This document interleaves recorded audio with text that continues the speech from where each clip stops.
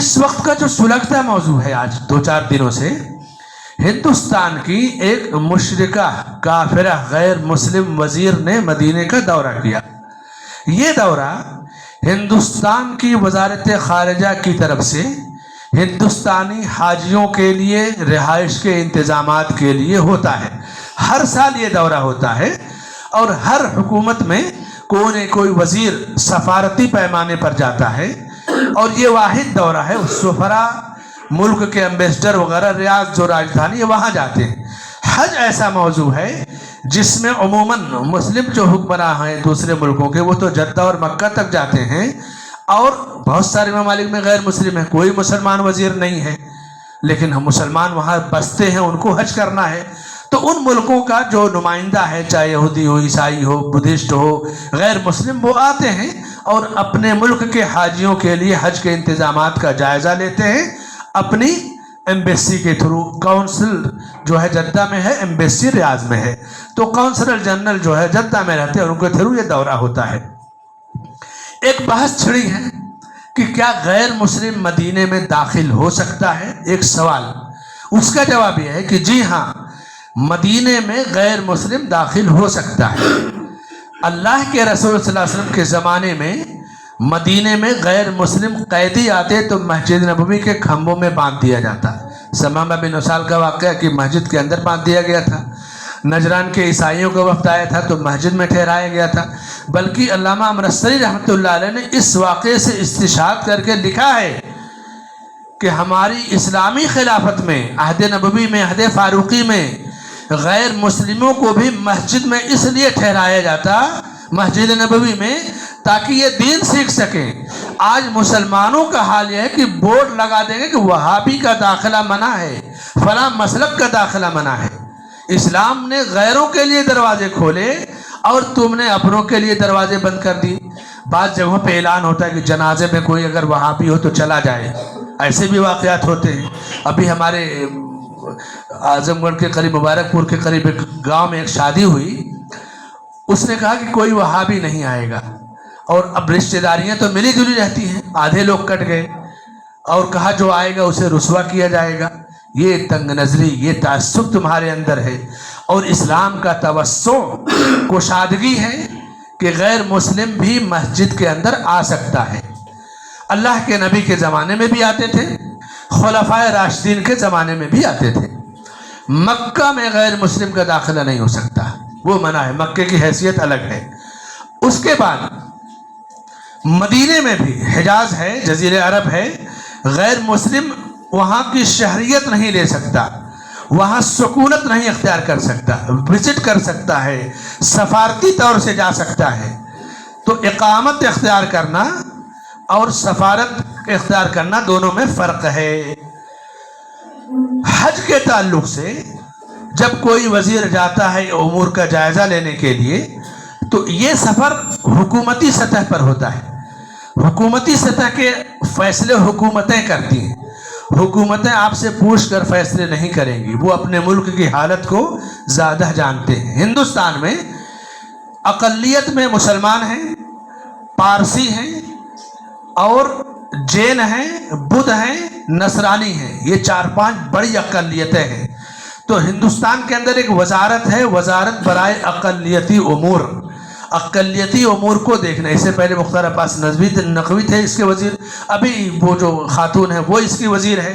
یعنی ضروری نہیں کہ یہ اقلیتی امور کا عہدہ مسلمان کو ہی ملے، مسلمان، نصرانی، پارسی، جین، بدھ، یہ بڑی تعداد میں، سکھ بھی اقلیت میں ہیں۔ تو اقلیتوں میں سے جس کو چاہیں گے وہ وزیر بنائیں گے، یہ حکومتوں کی پالیسیاں، ان کے اختیارات ہیں، اس میں بندہ کوئی کچھ نہیں فیصلہ کر سکتا۔ اور آپ پسند کریں یا نہ کریں، حکومتیں آپ سے پوچھ کر تو فیصلہ کریں گے نہیں، حکومتیں اپنے فیصلے میں با اختیار ہوتی ہیں۔ بہت سارے لوگ کہیں گے کہ آخر جب اجازت دینی تھی تو پہلے کیوں منع تھا؟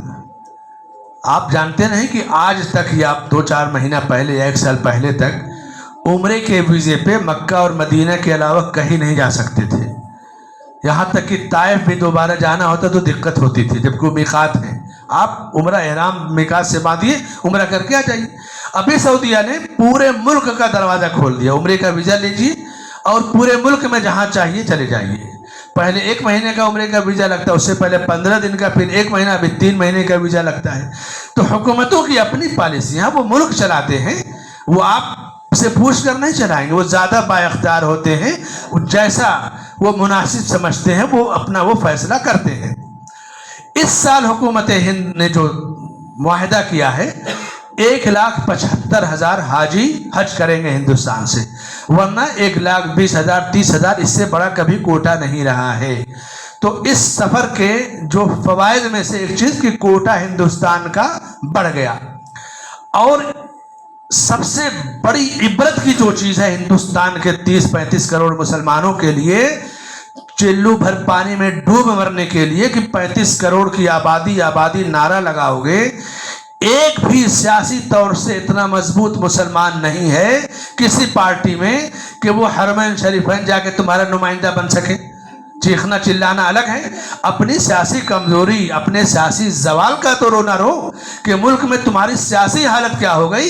एक ज़माना था कि मौलाना अब्दुल मजीद हरीरी और दूसरे बड़े जो जमात अहले हदीस के बड़े उलमा बनारस के जद्दा में काउंसलर जनरल थे, शाह सऊद रहमहुल्लाह जब दौरा किया हिंदुस्तान का, बनारस जब आए, मंदिरों पे पर्दा डाल दिया था, बनारस का जो राजा था उसके वहाँ वो मेहमान थे। एक ज़माना वो था, मौलाना अबुल कलाम आज़ाद वगैरह एक मजबूत सिफारती वजीर की हैसियत रखते थे। आज अपने जवाल को देखो, तुम कहाँ पहुँच गए, जहाँ तुम्हें होना चाहिए खुद देखो। 70 साल में तुम्हारा जवाल कितना है, चीखने चिल्लाने से क्या हुआ, वो वहाँ क्यों गई? अरे उनका मुल्क है, उनकी अपनी सियासी मसलहतें हैं, तुम अपने जवाल की फिक्र करो। और उसके बाद बुनियादी चीज़, चिल्लाते हो कि मस्जिदें चली गई, मस्जिदें तोड़कर मंदिरें बना दी गई, अपनी मस्जिदों के जवाल के जिम्मेदार भी हम हैं। फजर में हमारी मस्जिदों का अंदाज़ा कीजिए, कितनी जमात के लोग, कितने मुसल्ली होते हैं।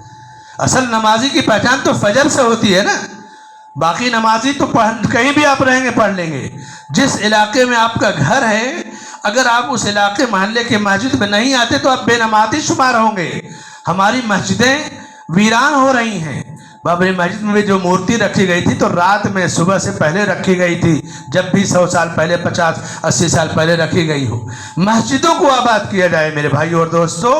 और नक़्द तनकीद बग़ैर मालूमात की गुफ्तगू, इसकी कोई हैसियत नहीं है। हम अल्लाह से यही दुआ करते हैं कि अल्लाह ताला हुकूमत खादिमुल हरमैन शरीफैन, हुकूमत सऊदी अरबिया को तादेर कायम रखे। उम्मत की भलाई के बहुत सारे जो काम इसने शुरू किए और अंजाम दे रही है हुकूमत 100 साल से, अल्लाह ताला उन कामों में बरकत अता फरमाए और दुनिया के सारे मुल्कों को इनके कामों को, इनकी तौहीद को, इनकी सुन्नत को, नशर व इशाअत की गैरत को दुनिया के मुल्कों के लिए वो आइडियल बनाए और ममलकत सऊदी अरब की हिफाजत फरमाए।